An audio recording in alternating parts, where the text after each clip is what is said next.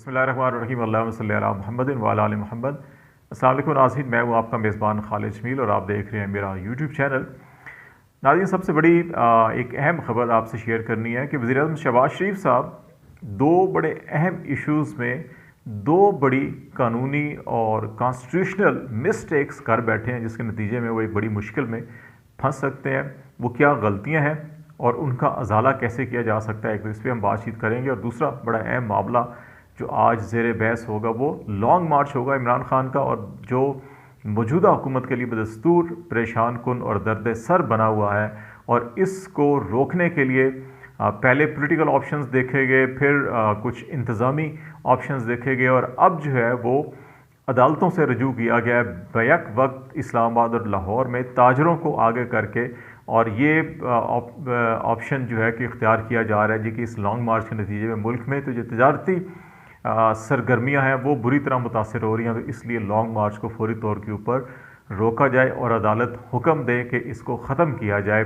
इस सिलसिले में इब्तदाई तौर के ऊपर लाहौर हाई कोर्ट ने फौरी ये दरख्वास्त मुस्तरद कर दिया है, ताहम फ़रीक़ैन को नोटिस दिया गया है और उस पर मुख्तलिफ फ़रीक़ैन का मौक़िफ़ मांगा गया है। और ये कहा गया है जी कि सियासी आज़ादियों को कॉन्स्टिट्यूशनल के अंदर जो प्रोटेक्शन हासिल है उनके ऊपर अदालत जो है कदगन नहीं लगा सकती। तो ये क्या आगे हो सकता है कि इस्लामाबाद हाई कोर्ट ने भी 14 नवंबर को फ़रीक़ैन से जवाब तलब किया है, तो इस हवाले से बातचीत करेंगे।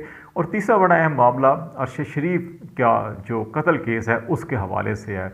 बदकिस्मती से जो फैक्चुअल पोजीशन है, जो पोस्टमार्टम रिपोर्ट कीनिया से आई थी या जो मेडिकल रिपोर्ट कीनिया से आई थी, और इसी तरह जो पिम्स के अंदर Pakistan institute of medical sciences में जो पोस्टमार्टम किया गया, वो अरशद शरीफ के फैमिली को फराम नहीं किया गया। जो कीनिया से डॉक्यूमेंट्स आए हैं, अरशद शरीफ फैमिली का ये कहना है कि वो भी जो इन्वेलप सील्ड इन्वेलप था वो जब उनको मिला है तो वो फटा हुआ था, खुला हुआ था, और उसके अंदर जो डॉक्यूमेंट्स थे वो ओरिजिनल डॉक्यूमेंट्स नहीं थे। उसके अंदर फ़ोटो कापियाँ, और फ़ोटो कापियाँ भी वो जो मोबाइल फ़ोन से तस्वीर बनाई गई थी उनकी पिक्चर्स थी, और वो डॉक्यूमेंट्स कंप्लीट नहीं थे। ओरिजिनल डॉक्यूमेंट भी उनको नहीं दिए गए, नंबर 1।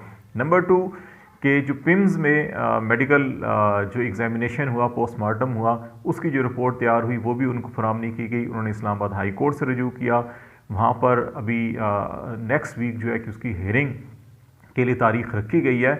लेकिन इससे पहले मीडिया को तस्वीर रिलीज़ करना, मेडिकल रिपोर्ट इनकम्प्लीट रिलीज़ करना, और फिर मीडिया के ऊपर ही जो पिम्स के एग्जीक्यूटिव डायरेक्टर हैं उन्होंने ये कहा कि अरशद शरीफ की फैमिली ने उनसे रजू ही नहीं किया। लेकिन दूसरी तरफ अरशद शरीफ फैमिली ने वो लेटर डॉक्यूमेंट जो है कि वो भी पब्लिक किए हैं, जो उन्होंने खतूत लिखे थे एग्जीक्यूटिव डायरेक्टर पिम्स को, और जिसके ऊपर पिम्स इंतज़ामिया की जानिब से ही ये लिख कर स्टैम्प कर दिया गया जी कि ये मेडिकल जो पोस्टमार्टम रिपोर्ट है ये पुलिस और ज़िली इंतज़ामिया को फराम कर दी गई है, वहाँ से आपको मिलेगी।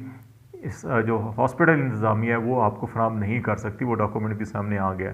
तो बदकिस्मती से इस सारे केस के ऊपर जो लीगल प्रोसेस है, ड्यू लीगल प्रोसेस है, वो कंप्लीट नहीं किया जा रहा, वो रास्ता इख्तियार नहीं किया जा रहा इस सिलसिले में। लेकिन मीडिया के ऊपर मुख्तलिफ तस्वीर और मुख्तलिफ जो है कि चीज़ें छोड़कर उसके ऊपर एक सियासत की जा रही है।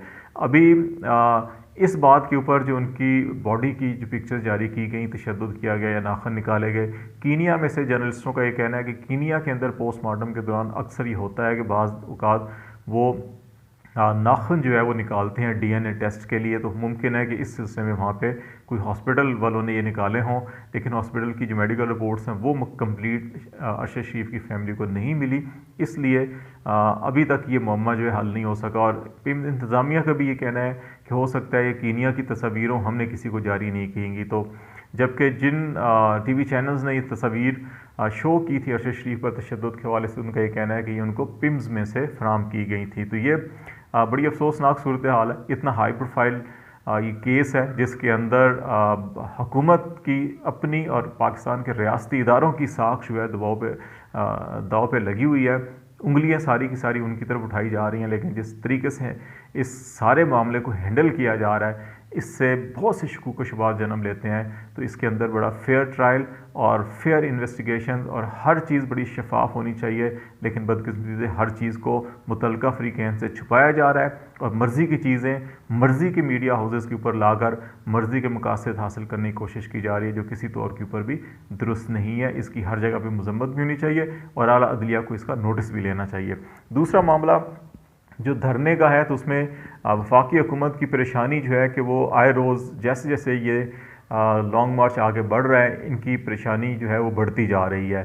पहले इस्लामाबाद को चारों तरफ से बंद करने की और सारी जो खुद कंटेनर्स हर जगह रेड जोन को लगाए गए, रेड जोन को बढ़ाया गया, लेकिन अब जब उनको ये नज़र आ रहा है कि ये लॉन्ग मार्च सारा का सारा आगे पिंडी में चारों तरफ पड़ाव डालेगा और इस्लामाबाद के अंदर शायद ना ही हो और इस्लामाबाद पूरा बंद खुद हो जाएगा, तो अब जो है कि वो पहले गवर्नर राज की बात की गई, ये ऑप्शन देखे गए गवर्नर राज लगाने के लिए 18वीं तरमीम के बाद गवर्नर राज अब इतना आसान काम नहीं है। अब जो है कि इस्लामाबाद के और लाहौर के ताजरों को इस्तेमाल किया गया नून लीग की जानिब से।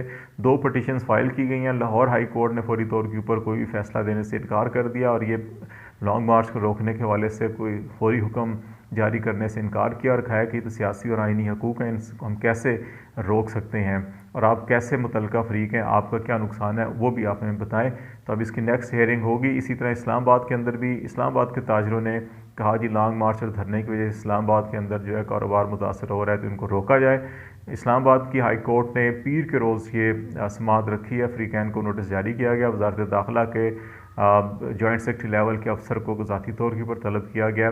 तो लेट्स सी इस्लामाबाद क्या अदालत क्या करती है। लेकिन इस्लामाबाद की अदालत भी इस्लामाबाद की जुरिसडिक्शन तक जो है कि वो कोई फ़ैसला दे सकती है।